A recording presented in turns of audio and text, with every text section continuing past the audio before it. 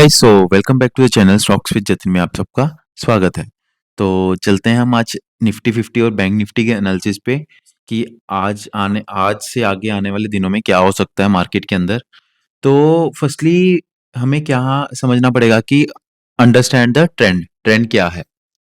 तो अब आप यहाँ पे देख सकते हो, जैसे अगर बात मानो कि जब यहाँ से फ्रॉम द हाई से जो प्राइस नीचे आया आया सस्टेन किया, फिर डाउन, सस्टेन किया, फिर down. It means zigzag movement थी, आया, सस्टेन किया, डाउन, आया, सस्टेन किया, डाउन, आया, सस्टेन किया, डाउन। तो अब सेम ही सिचुएशन क्या बनी हुई है, अपसाइड के लिए बनी हुई है। तो हमें जो बेसिकली जो ये ट्रेंड समझना है वो अपसाइड के लिए समझना है कि देखो प्राइस गया ऊपर, थोड़ा सा कंसोलिडेट किया, फिर अगेन ऊपर, फिर यहाँ पे थोड़ा सा कंसोलिडेट कर रहा है। ये छोटे टाइम फ्रेम में जो है वो आपको देखने को मिलेगा।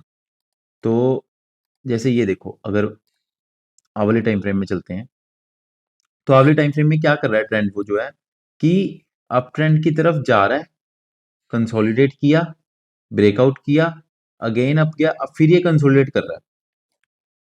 ठीक है, तो अब इसकी जो एक्सपेक्टेशंस होगी, अब मान लो अगर हमें ये एक्सपेक्टेशंस रखनी है तो अब हम इसमें क्या रखेंगे, या तो या तो ये जो है, एक मिनट,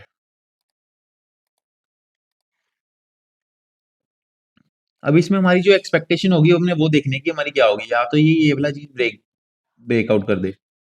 ठीक है, हमें कुछ नहीं पता कि मार्केट कब किधर को जा सकती है, क्योंकि मार्केट को कोई किसी का कोई कुछ नहीं बता सकता।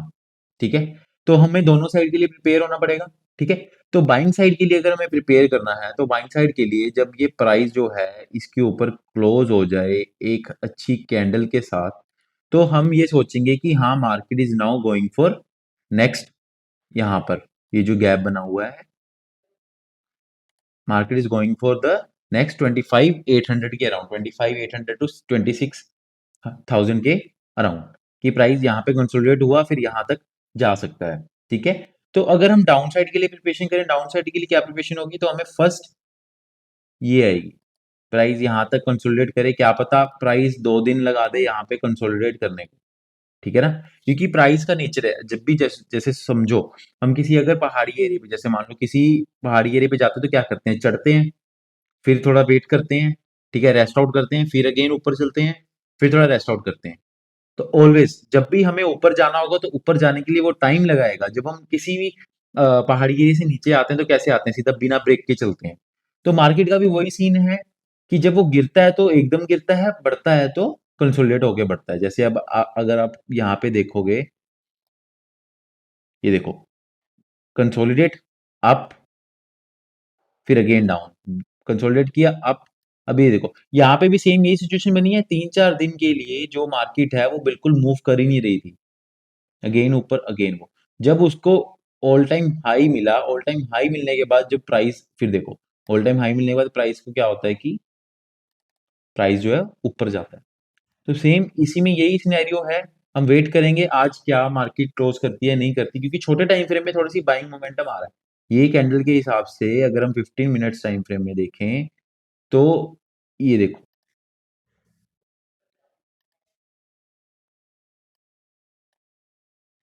ठीक है ना, तो हम वेट करेंगे यहाँ इस लेवल के ऊपर कैंडल अगर क्लोज होती है तो हम बाइंग के लिए देख सकते हैं अपने लिए।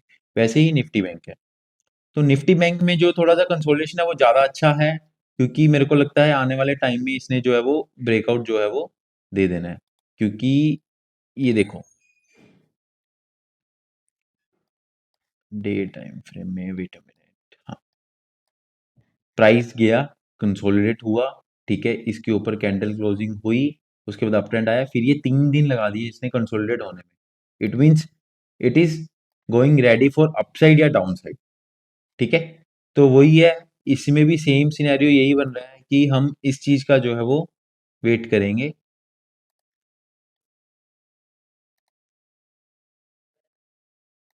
अगर अगर हमें यहाँ पे एक पॉजिटिव कैंडल मिलती है तो ये अपसाइड मार्केट के लिए जो है एक अच्छा ट्रेंड है, और ऑल टाइम हाई के पास है, तो बी कॉशियस, यहाँ से मार्केट डाउन भी हो सकती है, डाउन होगी तो अच्छा गैप अप लेके ही डाउन होगी। ठीक है, तो ये जो मेन दो चीजें थी इस इंडाइसिस के बारे में बताइए, क्योंकि अब ये ऑप्शन बाइंग में मेरे ख्याल से अभी एक मोमेंटम आने की रेडी है। तो ऑप्शन बाइंग में हमें क्या करना पड़ता है कि हमें मोमेंटम के लिए रेडी रहना पड़ता है। ऑप्शन बाइंग आपको ट्रेड्स महीने में मिलेंगी 3-4, बस दैट्स इट, इतनी ही मिलेंगी। बट जब वो तुमने मोमेंटम और मोमेंटम कैप्चर कर लिया ना, तो समझो वो सारी ट्रेड्स के इक्वल टू है। ठीक है, तो चलते हैं हम, मिलते हैं फिर क्या होता है। तो अगर मेरे को लाइव में कुछ मिला तो लाइव में मैं रिकॉर्ड करके ज़रूर बताऊंगा। ठीक है, थैंक यू।